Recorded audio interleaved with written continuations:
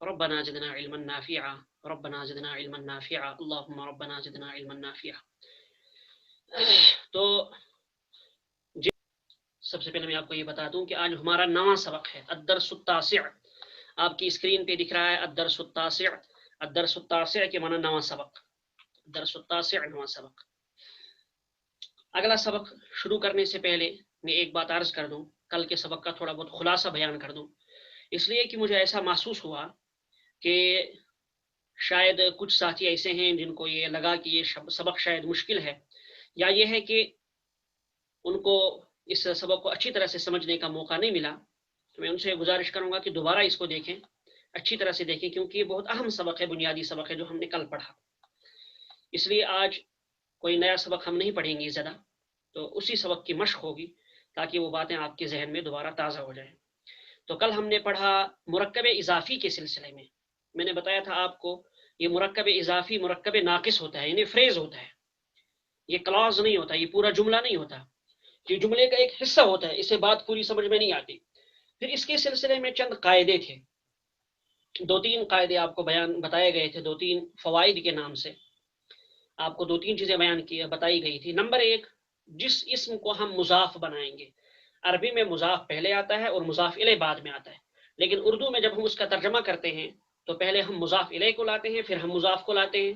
جیسے آپ کو مثال دی گئی تھی زید کا گھوڑا، زید کا گھوڑا، فرس زیدن. اب عربی میں فرس مضاف، زید مضاف الیہ، لیکن اردو میں جب ہم نے کہا زید کا گھوڑا، مضاف الیہ کو ہم پہلے لائے اور مضاف کو بعد میں لائے. ایک بات. دوسری بات آپ کو یہ بتائی گئی تھی کہ جو مضاف ہوتا ہے، جس اسم کو ہم مضاف بنائیں گے اس اسم پر الف لام نہیں لگے گا، اس ناؤن پر الف لام نہیں لگے گا، ہوگا وہ کامن ناؤن. پراپر ناؤن تو مضاف نہیں بن سکتا، یہ آپ ذہن میں رکھیے، پراپر ناؤن مضاف نہیں بن سکتا، یہ کامن ناؤن مضاف بنے گا. تو کامن ناؤن جو ہم نے شروع میں لایا ہے، جس کو ہم نے مضاف بنایا ہے، اس پر الف لام داخل نہیں ہوگا. جیسے میں نے آپ کو مثال دی فرس زیدن، تو فرس زیدن میں الفرس زیدن نہیں کہیں گے ہم، تو لہٰذا مضاف پہ الف لام بھی نہیں آئے گا. 2 باتیں ہوئیں. تیسری چیز، جس اسم کو ہم مضاف الیہ بنا رہے ہیں، جس اسم کو ہم مضاف الیہ بنا رہے ہیں اس اسم پر زیر آئے گا. اگر اس پر 2 پیش تھے یا 2 زبر تھے تو اب اس سے 2 زیر آئیں گے. اگر اس پر ایک ہی زبر تھا یا اس پر الف لام داخل ہو تو ایک ہی زبر آئے گا یا ایک ہی پیش آئے گا. اب اس پیش یا زبر کو ہم زیر سے بدل دیں گے. جیسے یہی دیکھیے آپ فرس زیدن، اصل میں یہ 2 لفظ ہیں، فرسن زیدن. فرسن الگ، فرسن کے معنی گھوڑا، زیدن کے معنی زید، یہ ایک شخص کا نام ہے. اب ہم نے ان دونوں کو ملایا، 2 لفظوں کو ہم نے ملایا، لیکن مرکب ناقص کے طور پر، مرکب تام کے طور پر نہیں. ہم نے کہا زید کا گھوڑا، تو زید الگ تھا، گھوڑا الگ تھا، ہم نے گھوڑے کو بنایا مضاف فرس، اور زید کو بنایا ہم نے مضاف الیہ زیدن. اب دیکھیے آپ، ابھی تک یہ فرسن الگ تھا، زیدن الگ تھا، لیکن جب یہ مرکب اضافی ہو گیا تو فرسن پر جو تنوین تھا وہ ختم ہو گیا.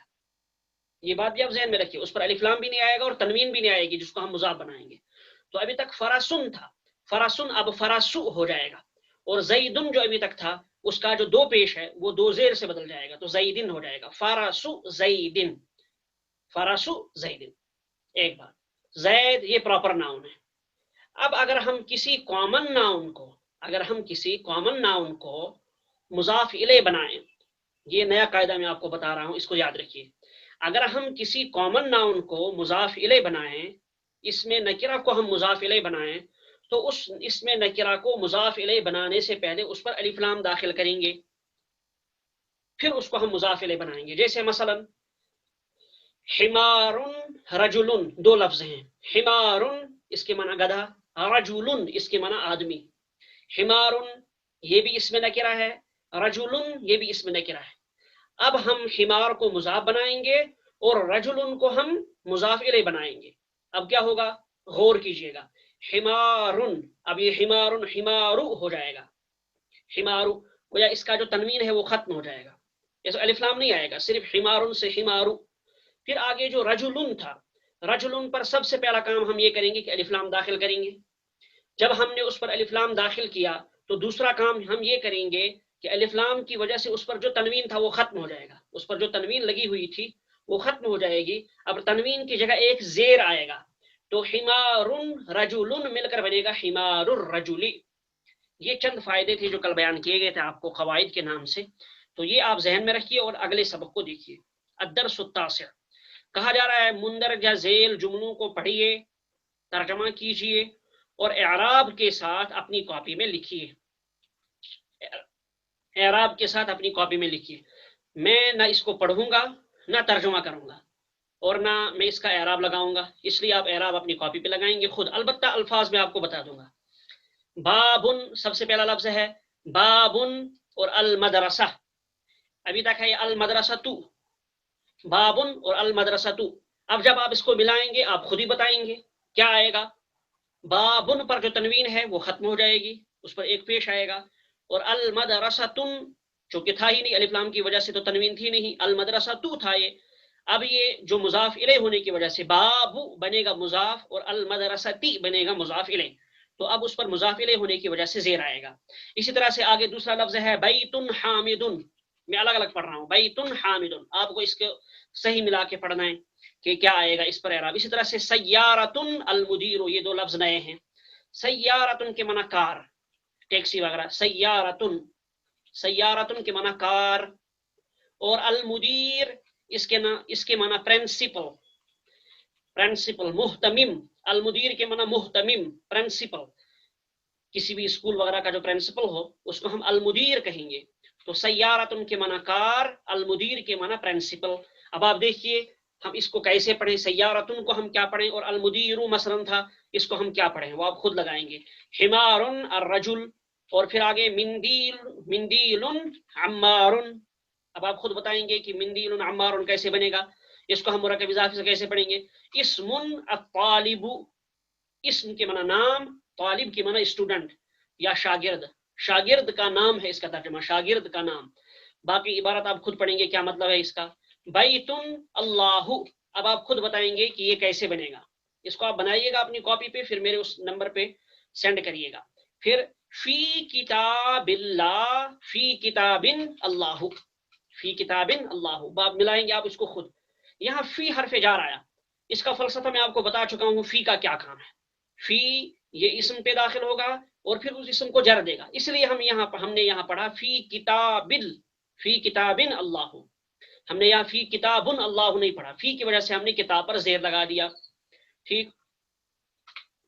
تو پھر آگے من بیتن، اسی طرح سے دیکھیے یہاں من آیا، من حرف جار ہے، اس کی وجہ سے بیت پر جو ہے وہ زیر آئے گا. پھر آگے مدرسن پڑھیں گے یا المدرسو پڑھیں گے یا کچھ اور پڑھیں گے، وہ آپ خود پڑھیں گے. استاذ کا گھر، ترجمہ اس کا استاذ کا گھر.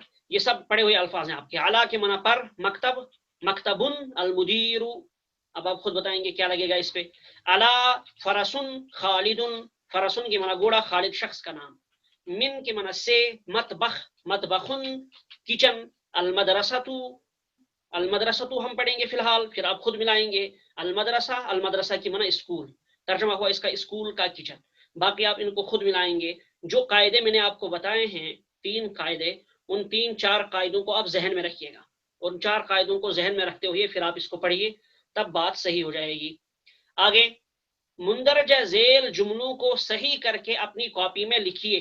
دیکھیے یہ جو جملے میں نے آگے دیے ہیں یہ جملے صحیح نہیں لکھے ہیں. کہیں جہاں الف لام داخل نہیں کرنا تھا وہاں الف لام داخل کر دیا ہے. مثلا کہیں کسی جملے میں الف لام داخل نہیں کرنا تھا، ہم نے الف لام داخل کر دیا. اب خود بتائیں گے آپ کے الف لام کہاں زائد ہے، ایک بات. دوسری بات یہ ہے کہیں کسی جملے پہ زیر آنا تھا، ہم نے اس کو پیش لگا دیا. کچھ اور آنا تھا، ہم نے اس کو کچھ اور لگا دیا. اس پر 2 تنوین نہیں آنی چاہیے تھی، ایک پیش آنا چاہیے تھا، ایک زیر آنا چاہیے تھا، ہم نے اس پر تنوین لگا دیا.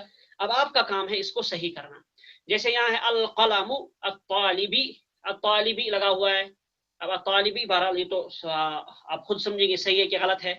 لیکن القلم، اب القلم پہ الف لام لگا دیا گیا ہے. کیا یہ القلم جب ہم اس کو مضاف بنا رہے ہیں اس پر الف لام لگانا صحیح ہے کہ نہیں ہے؟ اگر صحیح ہے تو ٹھیک لگا ہوا ہے، اگر صحیح نہیں ہے پھر آپ خود بتائیں گے کیا ہوگا. اسی طرح سے بابن، بابو السیارۃ. اب آپ یہاں خود بتائیں گے باب صحیح لکھا ہے یا غلط ہے. اسی طرح سے السیارۃ یہ صحیح ہے کہ غلط ہے، اس پر کیا آنا چاہیے، 2 پیش آنا چاہیے یا 2 زیر آنا چاہیے یا 1 زیر آنا چاہیے یا 1 پیش آنا چاہیے، وہ آپ خود فیصلہ کریں گے، وہی اسی قاعدے میں ہے، یہ مرکب اضافی ہیں یہ سب. بنت حامد، اب آپ خود بتائیں گے کیا آئے گا، حامدن آئے گا، حامدن آئے گا، حامدن آئے گا، یا کچھ اور آئے گا. الرسول اللہ، الرسول، الرسول مضاف ہے، اب آپ خود بتائیں گے ہم نے اس پر الف لام لگایا یہ صحیح ہے کہ غلط ہے، اگر غلط ہے تو آپ ہٹائیے، صحیح ہے تو رہنے دیجئے. اسی طرح سے اسم الولدہ، اسم الولدہ، الولدہ پر ہم نے زبر لگایا، کیا یہ صحیح ہے کہ غلط ہے، مضاف الیہ ہے یہ. ابن المدرسی، ابن مضاف ہے تو کیا مضاف پر تنوین آئے گی کہ نہیں، دو پیش آئے گا، دو زیر آئے گی، یا کچھ اور آئے گا، جو کچھ بھی آئے گا اب آپ اس کو خود ذہن میں رکھیے، تو اس پر آپ پریکٹس کریے. تو اگلی بات آپ سمجھیے، اشخاص کے نام، اشخاص جس کو ہم نے پیچھے ہم نے جہاں آپ کو بتایا تھا معرفہ اور نکرہ، معرفہ اور نکرہ، تو معرفہ جو ہم نے بتایا تھا وہاں جو اشخاص کے نام کو بتایا یا متعین چیز کو بتائے، تو اشخاص یعنی انسانوں کے جو نام ہوتے ہیں ان پر الف لام نہیں آتا، اشخاص یعنی انسانوں کے جو نام ہوتے ہیں ان پر الف لام نہیں آتا. ایک قاعدہ تو یہ ہے. اسی کے ساتھ دوسری بات آپ یہ سمجھیے کہ عورتوں کے جو نام ہیں، عورتوں کے جتنے بھی نام ہیں ان پر دو چیزیں نہیں آتی، ایک تو اس پر الف لام بھی نہیں آئے گا، یہ تو اوپر والے کے ساتھ ہو گیا کیونکہ وہ بھی انسانوں کے ناموں میں سے ہے. دوسری چیز اس میں یہ ایڈ کر لیجئے کہ عورتوں کے نام پر زیر بھی نہیں آئے گا اور تنوین بھی نہیں آئے گا. عورتوں کے نام پر ایک تو الف لام نہیں آئے گا، الف لام تو مردوں کے نام پر بھی نہیں آئے گا.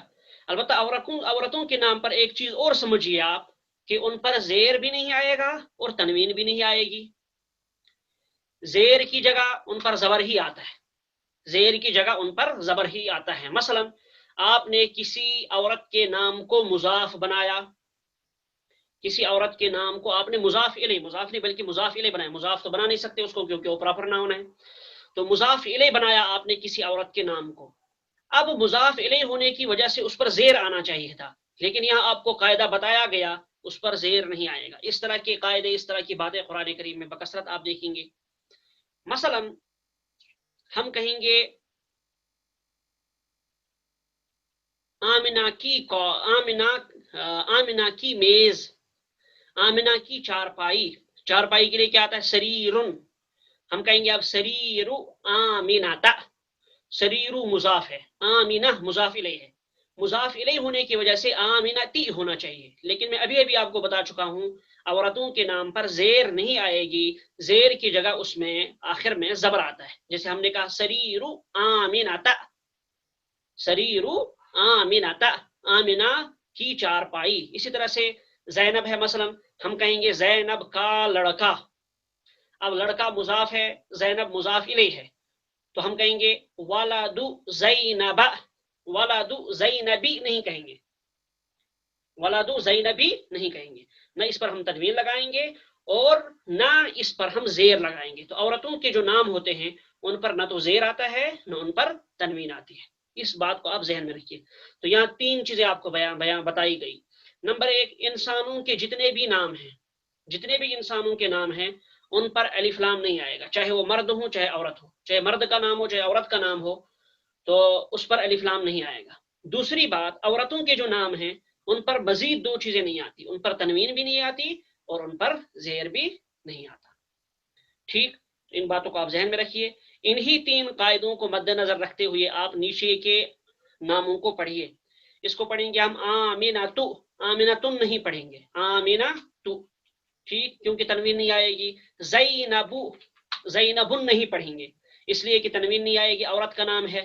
بتائیے جی، راشد، یہ مرد کا نام ہے یا عورت کا نام؟ راشد کس کا نام ہے؟ مرد کا، لہٰذا ہم یا راشدن پڑھیں گے، یہاں تنوین آئے گی، دو پیش آئے گا. خالدن، یہ مرد کا نام ہے تو لہٰذا خالدن پڑھیں گے ہم، تنوین آئے گی. مریم نہیں پڑھیں گے اس لیے کہ مریم یہ عورت کا نام ہے تو لہٰذا مریم کیا پڑھیں گے؟ مریم. قرآن کریم میں یہ لفظ استعمال ہوا ہے.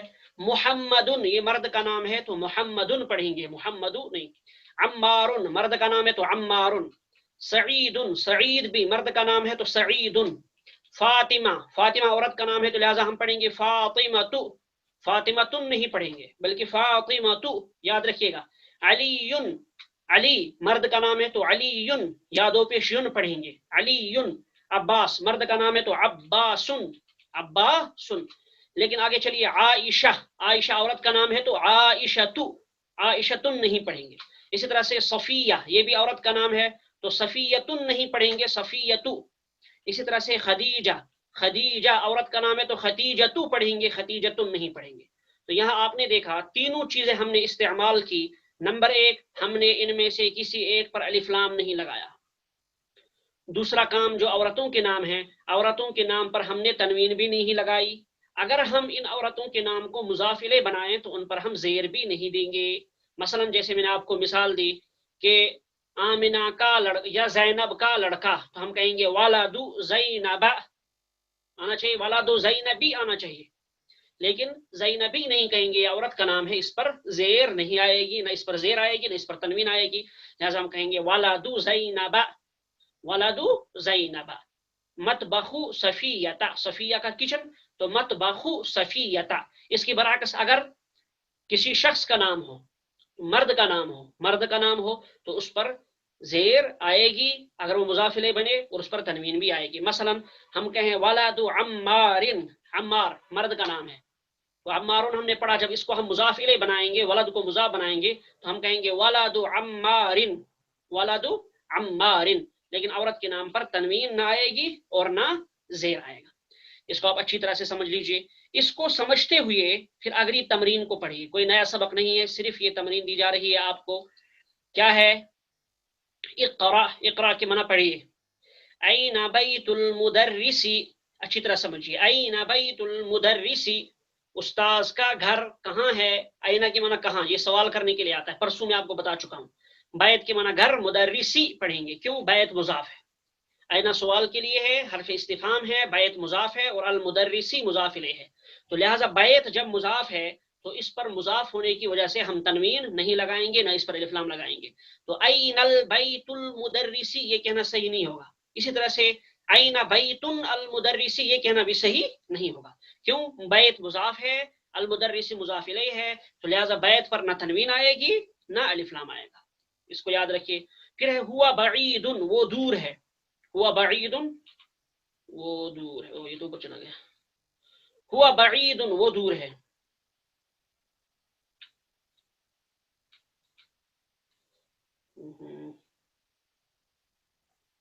ہاں یہ آ گیا. ہوا بعید، وہ دور ہے. پھر آگے ہے القرآن کتاب اللہ، القرآن، ٹھیک. پھر آگے کتاب اللہ، یہ ہے مضاف. القرآن مضاف نہیں ہے، القرآن اور کتاب اللہ یہ مضاف ہے. تو کتاب مضاف ہے، لہٰذا اس پر الف لام نہیں آئے گا، نہ اس پر تنوین آئے گی. تو کتاب اللہ، اللہ مضاف الیہ ہے، لہٰذا اس پر زیر آئے گی، کتاب اللہ. پھر ہے الکعبۃ بیت اللہ، الکعبۃ یہ الگ اسم ہے، اور بیت اللہ بیت مضاف ہے، اللہ مضاف الیہ ہے. اسی طرح سے سمجھیے آپ. محمد صلی اللہ علیہ وسلم رسول اللہ، یہ ہے مضاف الیہ، مرکب اضافی یہ ہے رسول اللہ. ٹھیک. آگے چلیے. خرج المدرس من غرفۃ المدیر، سب الفاظ آپ نے پڑھے ہیں. خرجہ کے معنی نکلا، المدرس کے معنی استاذ، من سے، غرفتن کے معنی کمرہ، المدیری ابھی ابھی پڑھا آپ نے محتمم پرنسپل. استاذ پرنسپل کے کمرے سے نکلا. خرجہ نکلا، المدرس استاذ، من غرفۃ المدیری پرنسپل کے کمرے سے، محتمم کے کمرے سے، غرفتن کے معنی کمرہ، یہ پڑھ چکے ہیں. ھذا بیت حامد، اب دیکھیے ھذا بیت حامد، بیت حامد نہیں کہیں گے، بیت حامد. اس سبق کو آپ اچھی طرح سے ذہن میں رکھیے. یہ طریقہ بہت زیادہ استعمال ہوتا ہے. یہ اور اس کے بعد ایک اور چیز پڑھائیں گے ہم آپ کو. تو عربی زبان میں یہ چیزیں 70% استعمال ہوتی ہے، 70%. جہاں بھی آپ عربی زبان کو پڑھیں گے، چاہے قرآن کریم میں پڑھیں یا قرآن کریم سے باہر پڑھیں، تو یہ قاعدے تقریباً 70% استعمال ہوتے ہیں. اس لیے آپ ان کو اچھی طرح سے ذہن میں رکھیے، اچھی طرح سے سمجھیے. تو خرج المدرس من غرفۃ المدیر، ھذا بیت حامد، حامد مرد کا نام ہے، لہذا ہم نے حامدن لایا، زیر لایا اس پر. بیت مضاف ہے، لہذا ہم نے اس پر صرف بیتو لایا، بیتن نہیں لائے. ٹھیک. آگے ھذا بیت وذالک بیت خالد، اور وہ، ذالکہ کی معنی وہ، اور بیت خالد خالد کا گھر. خالد مضاف الیہ ہے، لہذا اس پر زیر آئے گا. اور پھر بیت مضاف ہے، اس پر تنوین نہیں آئے گی. ابن عمار طالب وابن یاسر تاجر، आसान जुमले हैं ये। इब्न के माना लड़का, इब्नु अम्मारिन, अम्मार का लड़का, तालिबुन स्टूडेंट है, तालिब इल्म है, वब्नु यासिरिन, और यासिर का लड़का, ताजिरुन बिजनेसमैन है। देखिए आप, इब्न मुजाफ है, अम्मार मुजाफ इलैह है। इब्न पर हमने एक पेश लाया, दो पेश नहीं लाए। अम्मार, इस तरह से अम्मार मुजाफ इलैह है, लिहाजा इस पर जेर आएगी, यानी दो जेरें आएंगी। एक और जुमला पढ़िए, बैतुल मुदर्रिसी बईदुन, बैत मुजाफ, अल मुदर्रिस बैत के माना घर, मुदर्रिस उस्ताज, बईदुन के माना दूर। बैतुल मुदर्रिस बईदुन, उस्ताज का घर दूर है। व बैतुत ताजिरी करीबुन, और ताजिर का घर नजदीक है, बिजनेसमैन का घर नजदीक है। इसमें कोई भी ऐसा लफ्ज नहीं है जो आपके लिए मुश्किल हो, ये सब आपका पढ़ा हुआ है, इसमें कोई बात आपके लिए मुश्किल नहीं है। बस यहीं तक मैं आपको रखता हूँ सबक, लेकिन जरूरी है कि आप अपने सबक की अच्छी तरह से प्रैक्टिस कीजिए। सुब्हानल्लाहि व बिहम्दिही, सुब्हानकल्लाहुम्मा व बिहम्दिका, व नशहदु अल्ला इलाहा इल्ला अंता, व नस्तगफिरुका व नतूबु इलैक। अच्छी तरह से सबक पर प्रैक्टिस कीजिए। बात समझ में ना आए तो मुझे बताइए। अरबी जुबान में ये तरीका बहुत ज्यादा इस्तेमाल होता है, जैसा कि अभी भी मैंने आपको कहा, तकरीबन 60-70% बल्कि उससे भी ज्यादा इस्तेमाल होता है ये तरीक़ेकार। लिहाजा जो कुछ मैंने आपको कहा उसको आप सही से समझिए, जो कायदे आपको पढ़ाए उन कायदों को अपनी डायरी पर नोट कीजिए। आप ऑफिस जाते हैं, आप ड्यूटी जाते हैं, या पढ़ने के लिए जाते हैं, जहां भी आप जाते हैं, तो एक कागज में उनको जेब में लिख कर रखिए और उनको दोहराते रहिए। दिन में 4-5 मरतबा दोहराइए, 10 मरतबा दोहराइए। इंशाल्लाह आपके जहन में बैठ जाएंगे ये कायदे, 2-3 मिसालों के साथ, तो आपको इंशाल्लाह आसानी होगी। लेकिन बहुत ज्यादा दोहराइए। और जो बच्चे हैं, जो अभी नौजवान हैं, नौउम्र हैं, बच्चे हैं, बच्चियां हैं, वो तो बहुत ज्यादा इस पर प्रैक्टिस करें। चलिए, सुभान अल्लाह व बिहम्दिही, सुब्हानकल्लाहुम्मा व बिहम्दिका, अस्तगफिरुका व अतूबु इलैक।